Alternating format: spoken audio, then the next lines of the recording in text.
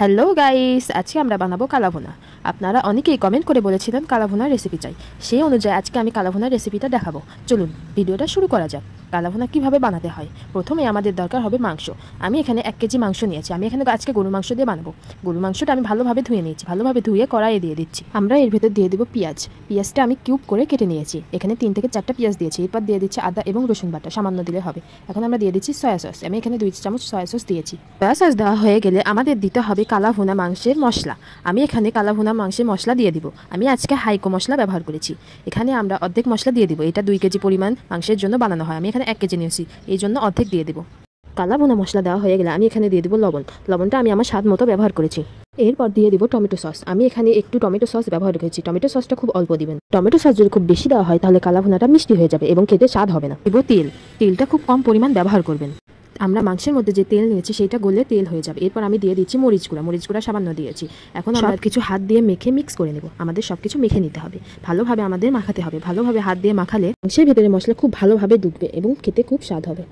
আমি এখানে সবকিছু হাত দিয়ে মেখে নিচ্ছি এবং মশলাগুলো মাংসের ভেতর যেন ভালোভাবে ঢোকে সেই দিকে খেয়াল রাখতে হবে। আপনাদের আমার ভিডিও যদি ভালো লেগে থাকে তাহলে লাইক, কমেন্ট, শেয়ার করতে ভুলবেন না এবং সাবস্ক্রাইব করবেন এবং কমেন্ট করে জানাবেন কি রেসিপি আপনারা দেখতে চান। আমি সেই অনুযায়ী ভিডিও দেওয়ার চেষ্টা করব। আমাদের ভালোভাবে মেখে নেওয়া হয়ে গেছে। এখন আমি ঢাকনা দিয়ে ঢেকে দিচ্ছি। চুলার আঁচটা খুব লো হিটে রাখতে হবে। মাংসের ভিতর থেকে যখন পানি বের হয়ে আসবে তখন আমরা ভালোভাবে নেড়ে চেড়ে আবার ঢেকে দেব। আমাদের ভালোভাবে নেড়ে নেওয়া হয়ে গেছে। আমরা এখন মাংসটা কষে নেব। কষে নেওয়া হয়ে গেলে আমরা এর ভিতরে আবারও পানি দিব সিদ্ধ হওয়ার জন্য।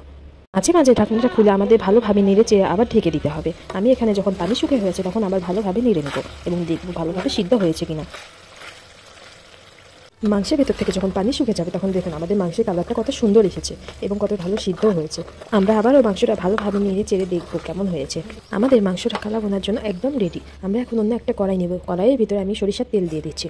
তেলটা যখন গরম হয়ে আসবে এর ভিতরে আমি দিয়ে দিচ্ছি পেঁয়াজ কুচি। পেঁয়াজ এবং সাথে রসুন কুচি দিয়েছি। পেঁয়াজ এবং রসুন আমাদেরকে ভালোভাবে ভেজে নিতে হবে। এর ভিতরে আমি দিয়ে দিচ্ছি 2টা শুকনা মরিচ দিয়ে দিচ্ছি। শুকনা মরিচ, পেঁয়াজ এবং রসুন আমাদেরকে ভালোভাবে ভেজে নিতে হবে। ভাজতে ভাজতে এটা আমাদেরকে পেঁয়াজ বেরেস্তা করে নিতে হবে। আমাদেরকে চুলার আঁচটা লো হিটে রাখতে হবে। লো হিটে রেখে আমাদেরকে পেঁয়াজ বেরেস্তা করে নিতে হবে। আমাদের পেঁয়াজ বেরেস্তা একদম রেডি। এখন আমরা মাংসের ভেতরে পেঁয়াজ বেরেস্তাটা দিয়ে দিব।